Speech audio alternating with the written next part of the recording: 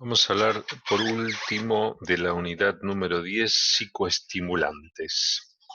Entonces, opioides, recuerden que se pueden llamar narcóticos y los psicoestimulantes se pueden llamar alucinógenos. En nuestro país, la mayor parte de los psicoestimulantes están considerados como drogas de tipo prohibidas. Eh, Me voy a referir a las siguientes drogas. La marihuana ya hice un videíto y ya se los expliqué. La heroína, con conocer de morfina conocen, entonces me faltaría el ácido lisérgico, la lidocaína, el crack y otras drogas de diseño sintético que son todos derivados de el éxtasis o las anfetaminas. Em, el tema de abordar las drogas estamos en un problema con un incremento del uso y de la aceptación de las drogas, como es llamado la droga buena, como es la marihuana, que no tiene mucho de bueno, pero es llamada droga buena, comparada con las otras que hacen mucho más daño, pero es en general el tobogán de entrada para que las otras drogas ocurran. En general, hay mayor índice en la población urbana que rural. El- el- la, la secuencia de drogas en general se empieza por la marihuana, sigue por los inhalables y hay otras como son la cocaína, las anfetaminas y los alucinógenos. Eh, bueno, este trabajo que le estoy presentando es mexicano, pero en nuestro país hay una particularidad que la gente que consume es gente con poder adquisitivo, trabajadores, padres de familias, mamás, etcétera. Se ha ido corriendo la franja etaria, ya no es la gente de pelo largo o como se decía antes, los que no tienen trabajo, estos tienen que tener plata para comprar. Y también hay un uso recreativo, sobre todo del éxtasis, que cuando hay desconocimiento de lo que se toma está seguido de muerte. Y hay todo un mercado negro y de las drogas y entonces la- el- las estatales logran reconocer las drogas una vez que van a una fiesta electrónica, pescan alguna o hay una muerte de una chica y a partir de ahí se hace la síntesis y el estudio. Las drogas farmacológicas como psicoestimulantes tienen algunas características. Son algunas muy depresoras y otras demasiado estimulantes, otras provocan alucinaciones. Cuando les digo alucinaciones, les digo, por ejemplo, escuchar música en colores, ver cosas irreales, por ejemplo, ves todo diabólico o todo santo, ves luces donde no hay, ves alucinaciones de cualquier tipo, donde un estímulo sensorial se transforma en otro, un estímulo lumínico en un ruido en un estímulo lumínico, entonces la cabeza tiene alucinaciones. Las alucinaciones se han usado desde la antigüedad, los españoles han usado alucinógenos para decir a los indios en nuestro país que venían a Dios, eso está recontra demostrado, ¿no? Y así los dominaban, pero eh, hoy en día hay un uso médico de estas cosas y otro uso no médico. Entonces, por ejemplo, el uso médico de la marihuana está para la epilepsia refractaria y algunas enfermedades degenerativas del sistema nervioso central que son capaces de dar convulsiones. Hay drogas que son naturales, como son derivados de los hongos en México, y se usan también en las tribus de Venezuela, y últimamente las sintéticas han hecho su aparición y cada vez son más potentes y más complejas. Por lo tanto, eh, hay distintos grupos en base al riesgo y a la potencia, esto es muy relativo en cada país, y hay legales y ilegales. Sabiendo entonces de qué estamos hablando ahora, vamos a hablar un poquito de cocaína. Se saca de la hoja de la coca, tiene acción simpático-mimética, o sea, adrenérgica. Tiene también otras acciones que son indirectas, aumenta la dopamina a nivel de otra vez volvemos a los neurotransmisores, ¿no? Aumenta el nivel de dopamina, inhibe la recaptación de serotonina y dopamina, con lo cual queda más dopamina estimulando y eso genera un aumento de la presión y al aumentar la serotonina una alegría inicial y genera toda una actividad de la adrenalina y noradrenalina. Entonces, taquicardia, puede dar broncoespasmo, aumenta la presión arterial, puede dar accidente cerebrovascular, puede dar infarto agudo de miocardio y provoca gran vasodilatación, lo cual provoca perforación en el lugar por donde se aspira, que es lo más común. La pureza de la droga es otro tema que no me voy a referir, que a veces la mezclan con bicarbonato o con polvo de vidrio y otras cosas que provocan unos daños secundarios. Eh, Cuando una persona nosotros le podemos estudiar y le damos cocaína, la parte, este es el estímulo cerebral, pero cuando el paciente pasa por cocaína, ¿no? Y cuando pasa euforia, este es cómo se transforma. La cocaína provoca tremenda adicción y su abstinencia provoca todo lo opuesto, es como la cocaína del video que escucharon, o sea, en vez de alegre está apático, en vez de contento y dinámico está cansado, ya las cosas no empiezan a interesarle, pierde el interés por las cosas habituales, eso es la anedonia, tiende a la depresión, entonces cuando le das aumenta el ánimo y se enloquece y tiene ansiedad por consumir. Roban, empiezan robando a la familia y después roban a mano armada en la calle.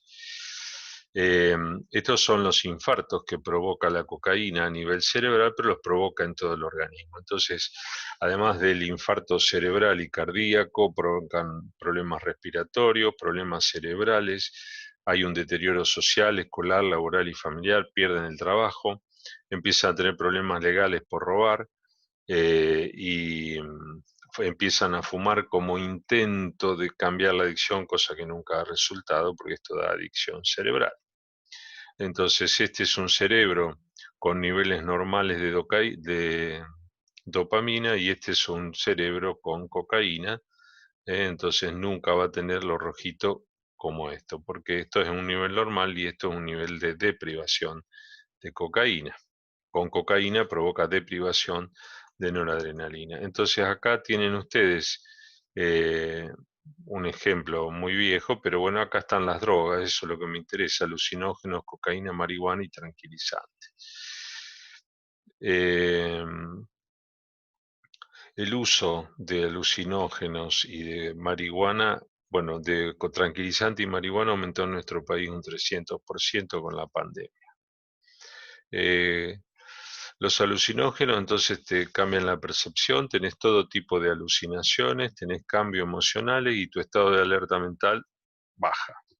Eso es muy importante. Esto provoca cambios físicos.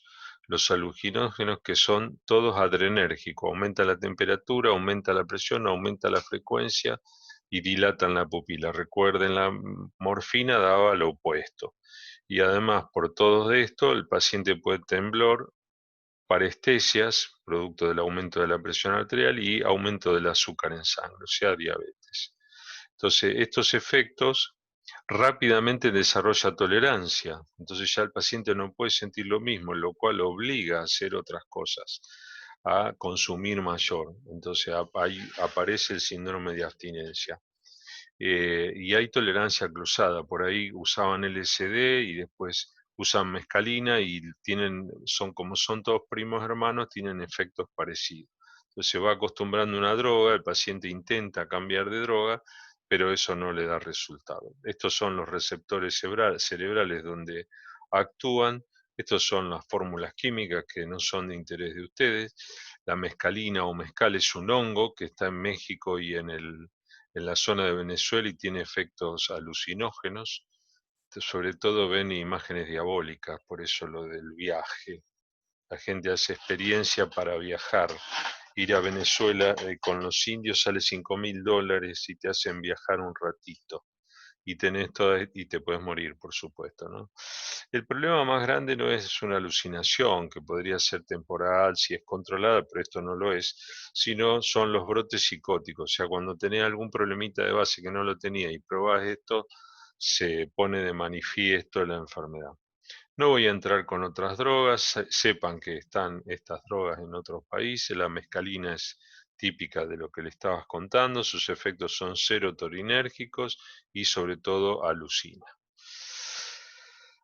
El mezcal, de esto solamente saberlo, el peyote es un tipo de cactus que también obtiene estos efectos, la ayahuasca está en Venezuela Y otra cosa, acá les quiero contar que hay pintores que pintan bajo este efecto alucinógeno, entonces como ven todas las cosas raras, esto es lo que ven y lo que pintan de un paisaje. El LSD de los Beatles ya la venían contando que era lo que provocaba. El LSD, bueno, ustedes en las películas lo habrán visto, generalmente el nombre ácido, ¿eh? Y las dosis son habitualmente esta y generalmente toman cápsulas, generalmente en cápsulas. La acción del LSD tiene estos efectos, apenas lo toman no pasa nada, pero a la hora siguiente tienen una gran euforia tremenda que dura unas 4 horas en promedio y después empieza a bajar hasta la sexta hora y ya después el efecto se va deprimiendo y quedan de cama. Hay distintas formas de presentar el LSD, a veces te lo presentan como tabletita, como pastillita, a veces como si fuera un chocolatito, pero básicamente es todo lo mismo. Em, la química últimamente ha hecho que las drogas puedan sintetizarse en los laboratorios, entonces a partir de moléculas conocidas, los técnicos, Breaking Bad es una de las series de esta. El éxtasis cada vez más exagerado en nuestro país provoca una desinhibición emocional y sobre todo la gente baila por horas alucinando sin el problema es la sed y en estos lugares te cierran la canilla y no te dan agua, con lo que te obligan a comprar y provoca una gran deshidratación con hipertensión, taquicardia y arritmias cardíacas. El problema es que cada vez sintetizan drogas de mayor potencia y de mayor absorción y la gente no está preparado y cuando encuentra un organismo sensible los efectos son mucho mayores. Tiene que ver si sos gordo, si sos flaco, si comiste o no comiste. Las presentaciones son de los más variadas, de los más atractivos, de los más variantes colores, la rosita, la amarilla, la celestita.